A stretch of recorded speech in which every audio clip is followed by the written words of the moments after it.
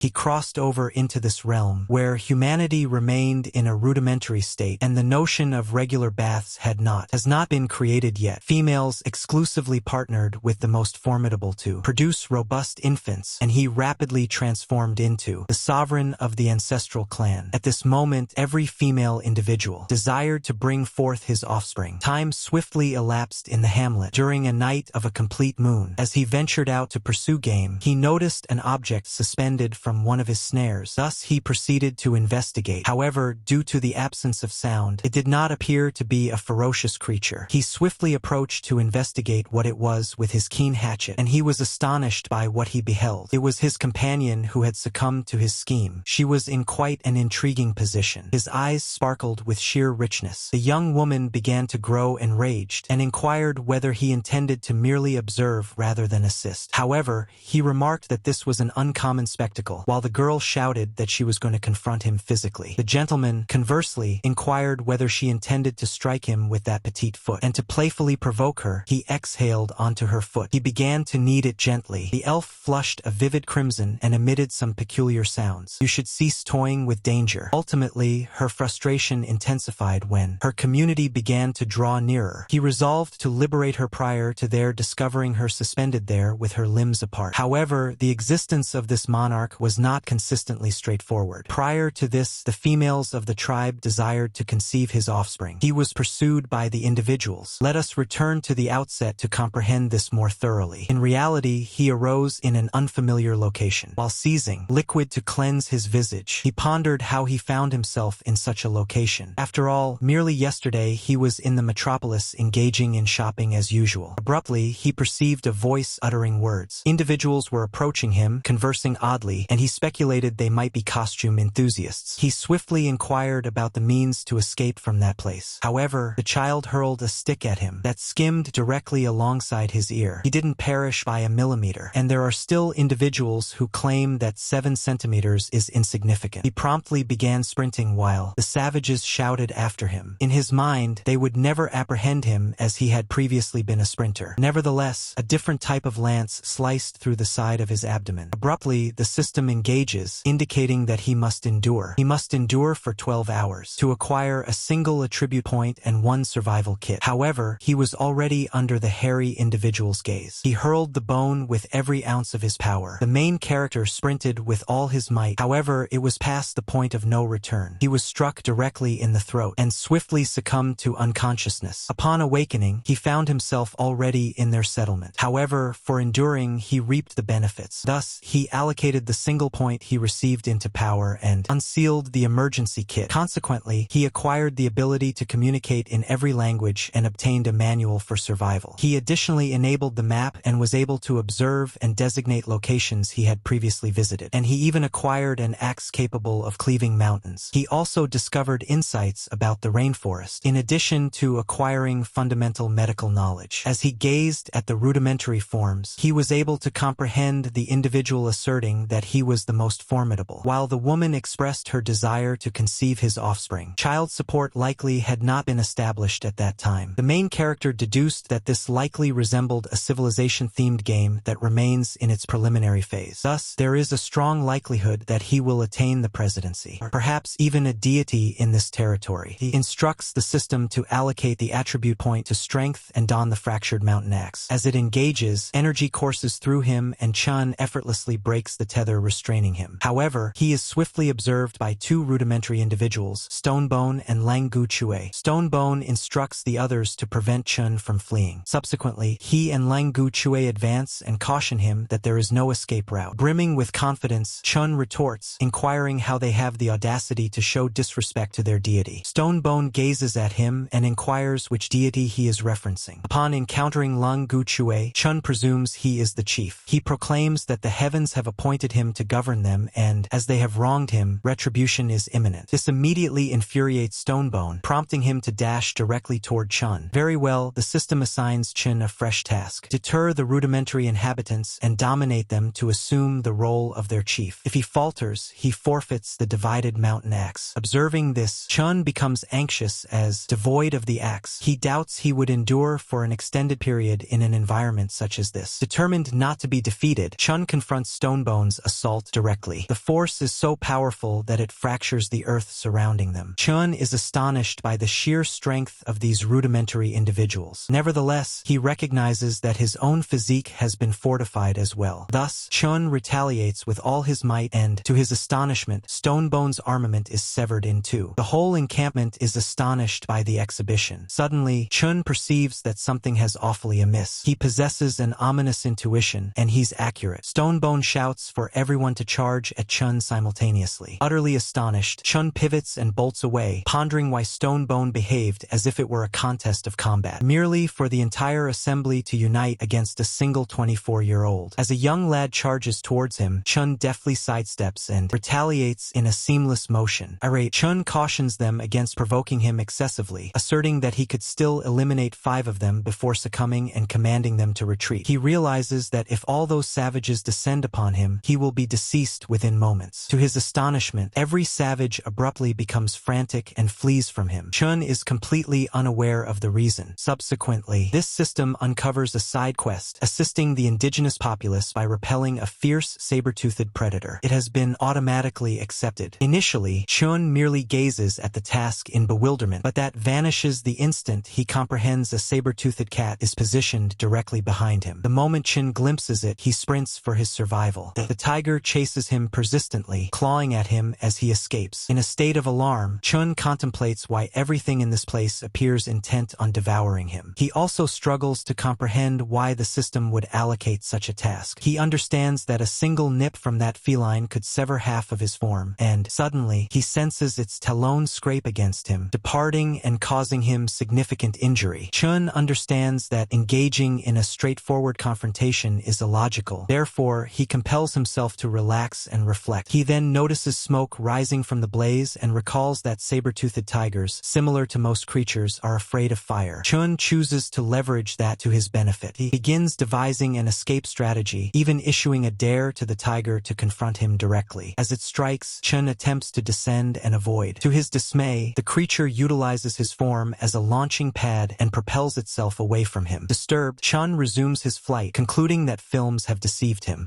With no alternatives remaining, he sprints towards the campfire, utilizing foliage and adjacent concealment to reach it safely. By evading and concealing himself, Chun ultimately approaches the flames. He seizes a flaming branch and brandishes it at the tiger, attempting to frighten it away. To his satisfaction, the creature is genuinely frightened by the fire. Chun beckons it to engage in battle, yet inwardly, he's hoping it merely withdraws. Then, he perceives an unusual noise and apprehensions, pondering whether an even more formidable beast is approaching. As the growl of another creature reverberates, the saber-toothed cat tenses in terror and flees. Observing its escape, Chun ponders what could have frightened it so intensely, and if it is dashing away, what ought to? What does he proceed to do next? Subsequently, the system proclaims that the task has been accomplished and grants him 2 attribute points as a reward. Upon hearing the noises once more, Chun determines that his security takes precedence and evacuates the vicinity. He instructs the system to increase strength by 1 point and agility by 1. With his velocity enhanced, he dashes back towards the indigenous individuals. Chun can instantly sense how much swifter and more buoyant he has become. Upon witnessing him alive, Stonebone is astonished and inquires how the saber-toothed cat refrained from consuming him. Chun merely grins and claims the creature was nothing more than a feline to him. He struck it so fiercely that it fled in terror. Subsequently, Chun smiles broadly, aspiring for the rudimentary communities to ultimately respect him. Subsequently, Chun receives a different task: assist them in constructing dwellings, establish a community, and increase the population to 50 within 18 days. He tallies the assembly and discovers there are merely 15 individuals in total, including the youngsters. To attain 50, Chun determines that he must incorporate additional tribes into theirs. That evening, all the others drift off to slumber, yet Chun is unable to. He is famished, therefore. He resolves to search for sustenance on his own. He observes that the primitives are audacious enough to slumber without assigning any watchman whatsoever. Nonetheless, his abdomen rumbles once more, and nourishment becomes paramount. He recalls the succulent lamb that was roasted previously, but falters, apprehensive. If anything could instill fear in a saber-toothed tiger, then something genuinely horrifying must be in close proximity. Chun attempts to calm himself. He must locate sustenance at all costs, and ideally, he will avoid encountering that creature. Thus, with axe in grip, he strides towards the location where he previously beheld the roasted lamb. After some time, Chun meticulously approaches the vicinity. He advances with caution, vigilant for any peril. As he approaches, he observes additional prey creatures in proximity as well. Now that he has assumed the role of leader, Chun understands he must consider more than just his own interests. Thus, he collects the additional quarry too. However, during the return journey, an uncanny sensation overwhelms him, and abruptly he plunges into a chasm. Enraged, Chun yells about who excavated a pit in that location. Then he examines it more intently and discerns that it isn't a void at all. It's an enormous imprint created by some creature or colossal beast, something resembling a dinosaur. Then Chun ponders that upon witnessing the saber-toothed tiger, he truly ought to have realized this location is not merely rudimentary, but an entire epic brimming with the most horrifying and lethal beings in history. Aware that he cannot afford to squander any time, Chun resolves to swiftly locate a secure refuge for all. The following morning, the early humans are battling over sustenance. Exasperated, Chun shouts at them to cease grappling with one another. He becomes aware that they remain ignorant of humility and resource conservation, and there is much he must instruct them on. Chun declares that the present provisions will initially be allocated to the hunters who accompanied him that day. Stonebone highlights that they typically take turns while hunting, and the group from yesterday consisted of him, Agan, and Huang Xiu. Today he announces that it's Lu Ting, Heizhou Jiao, and Lang Gu Chui's opportunity. Stonebone states that everyone wishes to attend if their monarch is participating. The rest concur, but Chun observes the lad Sam, the identical individual who had assaulted him earlier. Chun deduces Sam may be apprehensive that he is still harboring resentment, so he resolves to discover a method to lift his spirits. Chun informs everyone that anyone interested is welcome to accompany him. He is embarking on a quest to locate a site for establishing their residence. Upon hearing that, a girl named Mia advances and inquires about the meaning of a home. Chun clarified that a residence was where they cohabited as a unified clan, a space that, akin to the roots of a tree, would nourish and safeguard both this family and the descendants to come. Mia, illuminated, dashed over and embraced Chun, inquiring if she could reside with her monarch. Chun beamed and affirmed her. Before long, they would all be a united family cohabiting together. Mia became so thrilled that she impulsively revealed that the monarch wished to reside with her and have offspring. Stonebone then inquired of Chun where this abode would be established. Chun summoned everyone and clarified that they needed to discover accessible terrain with mountains rising to the north and rivers flowing to the south, a location abundant in water for consumption and irrigation, pastures and forage for livestock, as well as firewood and stone for construction. It would additionally offer enhanced security, with seeds and timber in proximity for agriculture and shelter. Subsequently, Chen determined that the community ought to be situated near the ocean as well, because a river delta would provide fertile soil and, subsequently, an excellent location for acquiring maritime skills. Sam voiced his thoughts, mentioning he was familiar with a location quite similar. Delighted, Chun inquired whether Sam could lead them to that location. Sam mentioned it wasn't a great distance, but cautioned against proceeding. There was a group of cattle present, and they posed a threat that merely baffled Chun. Why dread cattle when they represented an abundance of meat and valuable materials? Thus, he resolved that the flock would transform into their quarry and informed everyone to get ready. They were journeying eastward towards their future residence. The setting transitioned to the location where Sam had guided them. Sam assured Chun that the path was secure, allowing them to proceed without worry. Chun urged them not to squander time and expressed that they need not be afraid of the saber-toothed tiger. It had already been repelled, and should it return, he would safeguard them. Sam clarified that upon reaching the summit, they would be able to observe the location where the cattle congregated. At the peak, Sam anxiously urged everyone to conceal themselves. The cattle were situated beneath. Chun promptly speculated whether another beast was close by as well. Then he detected the aroma of the ocean and requested his system to launch the chart. What he observed delighted him. The region appeared ideal for constructing a metropolis. Suddenly, Sam pulled him back into stillness, cautioning that the flock might detect them. After a moment, Chun consulted his guide and identified 3 flora and 2 fauna in the vicinity ahead. The vegetation comprised verdant sunflower grass, dragon vine, and large sabaki, whereas the creatures were gray tree squirrels and pinching wasps. As there was still no update regarding the cattle group, Chun inquired of Sam the precise location of their whereabouts. Sam mentioned that the group remained in a confined woodland near the river curve, then proposed to guide them nearer. 30 minutes later, they arrived at the woods, where Sam cautioned that another move could notify the cattle. Chun perceived the quietness as peculiar and struggled to comprehend why Sam was so distressed about the cattle. Subsequently, his examination abruptly altered, and he became rigid, believing believing colossal creatures lurked in the vicinity. To his comfort, there was merely a single creature in the locale. Chun inquired of Sam whether he had misremembered. But prior to Sam's response, Chun noticed a tree shift. Sam urged him to gaze upward, and as Chun did, he stood motionless in astonishment, contemplating what sort of creature he was witnessing. The system recognized it as a black iron-horned bovine. Concealed behind shelter, Stonebone anxiously inquired if they were genuinely intending to pursue that creature. Chun, equally strained, affirmed, and instructed them to establish a trap while he proceeded to assess it personally. The others gazed at Chen in admiration, believing he was remarkably impressive. Yet concealed by the tree, Chen was on the verge of tears, contemplating how circumstances had devolved to this point. He wished for the community to perish, so now he would need to rely on his nimbleness attribute. He glanced again and recognized that even the cow's front legs were larger than he was, prompting him to seek the opportune moment. Remaining composed, Chen attempted to greet it, but the moment it spotted him, its expression contorted and it bellowed. As he advanced nearer, the whole group surged forward in pursuit. Chen surged through the river, shouting for them to cease their pursuit of him. Upon returning to the clan, they were entirely misinformed, convinced that their monarch was valiantly leading the entire group away to safeguard them. As they murmured amongst one another, Chun leaped from a precipice without a moment's pause and touched down upon it. Abruptly, the ridge trembled, leaving Chen to ponder what had just transpired. Gazing downward, he noticed that one of the cows had crashed into the mountainside due to its inability to halt. This sparked an idea in Chun for guiding the entire herd down, because he had come to understand that the cattle were unable to ascend that high. As Chun glanced behind, he pondered his next course of action. He couldn't descend with those furious cattle lurking beneath, leaving him no option but to continue ascending. Chun ascended further, and upon his arrival at the summit, the panorama left him awestruck. It was precisely what he had been seeking. Consequently, he resolved to establish an empire upon that pristine territory. Ecstatic, he sensed that his expedition had genuinely commenced. Conversely, to the side, Sam observed the flock withdrawing and pondered the reason behind it, as well as the whereabouts of their ruler. Stonebone speculated that Chun could have been overwhelmed by the cattle. Thus, he ascended a tree to survey the surroundings, intending to retrieve Chen's axe if all else failed. However, the moment he climbed onto the tree, Chen's axe hurtled toward him and embedded itself nearby. Stonebone was astonished, and Chun ridiculed him for having the audacity to presume his monarch was deceased. Sam and the others felt a wave of relief as soon as they spotted Chun unharmed. Stonebone subsequently inquired if the cattle were truly that powerful. Chun mentioned his intention to utilize beef to fortify his physique, then inquired if they were interested in sampling some as well. Stonebone and Sam both declined. They claimed they were unable to triumph over those cattle, and even if they miraculously managed to do so, they still wouldn't consume them. The flesh. Chun burst out, inquiring whether they had overlooked him. He merely sought a reply. Alarmed, they all hastily affirmed they were eager to consume it. Chun declared he would instruct them on how to create armaments and techniques for hunting with them. He intended to come back in 3 days and gather the cattle. In the following scene, Chun cleaved a tree in two with a single strike. All were astonished by his power. However, Stonebone approached and inquired why he had felled the tree when it yielded no fruit whatsoever. Chun clarified that they intended to utilize it for the creation of armaments, urging everyone to pay close attention. He subsequently instructed them on how to convert wooden rods into javelins. While creating, Chun observed he possessed an enhancement to his technological trait. To illustrate the functionality of spears during a hunt, Chun demonstrated the technique of throwing one. The community was astonished. Prior to this, they had merely collected timber and never envisioned it could transform into something so lethal. Enthusiastically, they all expressed their desire to experiment with the spears themselves. Chun instructed Stonebone to proceed first. As Stonebone rehearsed, Chun continued to craft additional spears.